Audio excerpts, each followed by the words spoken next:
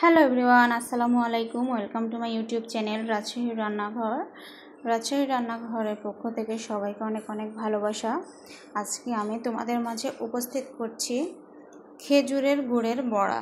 এটা হচ্ছে খেজুরের গুড় দিয়ে আমি বড়া তৈরি করেছি, সেটাই তোমাদের সঙ্গে শেয়ার করব আমি এটা কিভাবে করলাম। এত টেস্টি, এত স্বাদগুণ, আর এটা যখন তুমি রান্না করবে তোমার পুরো ঘ্রাণে পুরো বাসাটা শুধু ম করবে, এতটা সুন্দর হয় এটা খেতে। চলো, তার জন্য প্রথমে আমি নিয়েছি, দেখো, খেজুর গুড়।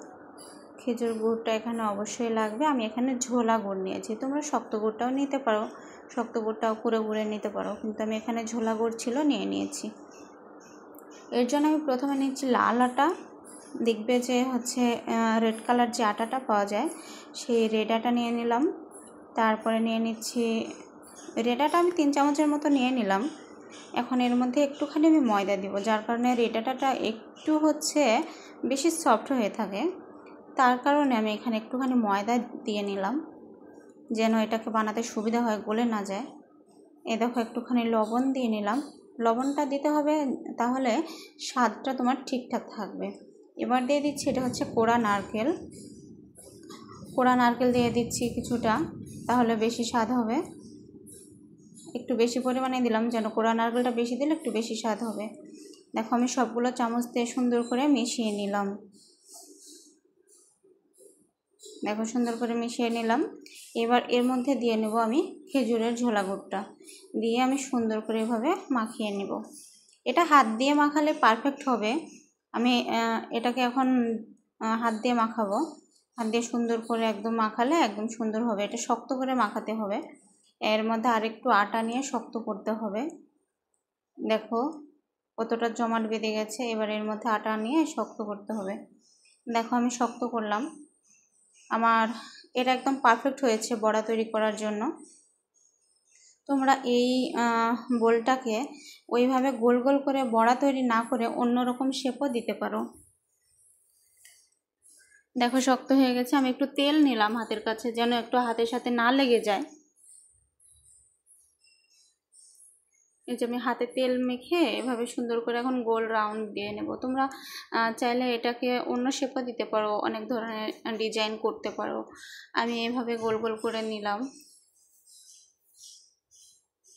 আমি একটু একটু করে সবগুলো সুন্দর করে এভাবে বানিয়ে নেব।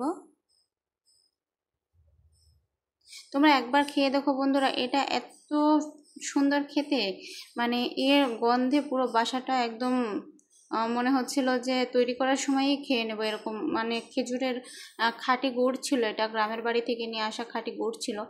খুব সুন্দর হয়েছিল খেতে।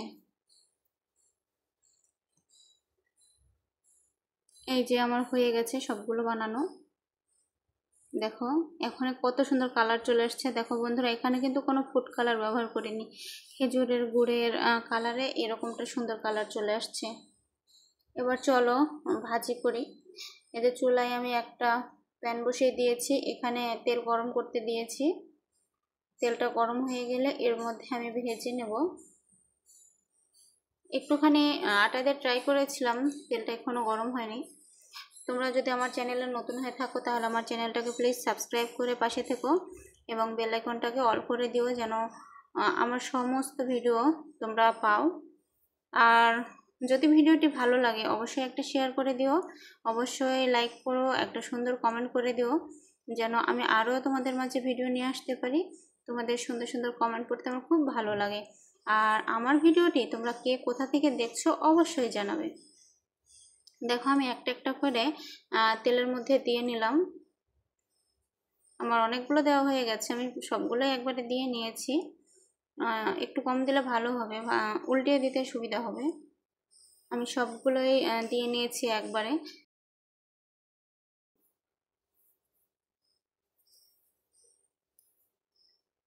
এবার আমি সবগুলোকে উল্টিয়ে দিব। দেখো, নিচে সুন্দর করে হয়ে গেছে। এবার আমি সবগুলোকে উল্টিয়ে দিব।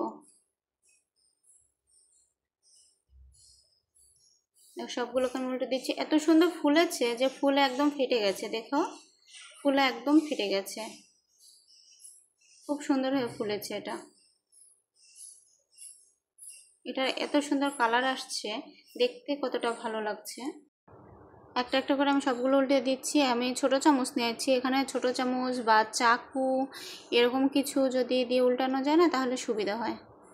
দেখো আমি সুন্দর করে চামচ দিয়ে এভাবে উল্টিয়ে দিচ্ছি একটা একটা করে, কিন্তু আমার একটাও ভেঙে যায়নি। আমার অনেকগুলো দেওয়া হয়ে গেছিলো একসাথে, তারপরেও কিন্তু একটাও ভেঙে যায়নি, অনেক সুন্দর হয়েছিল।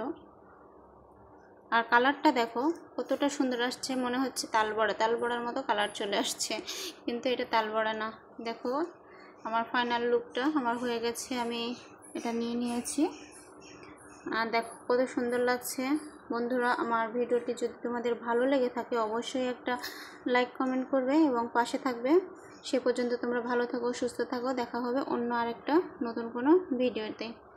টাটা।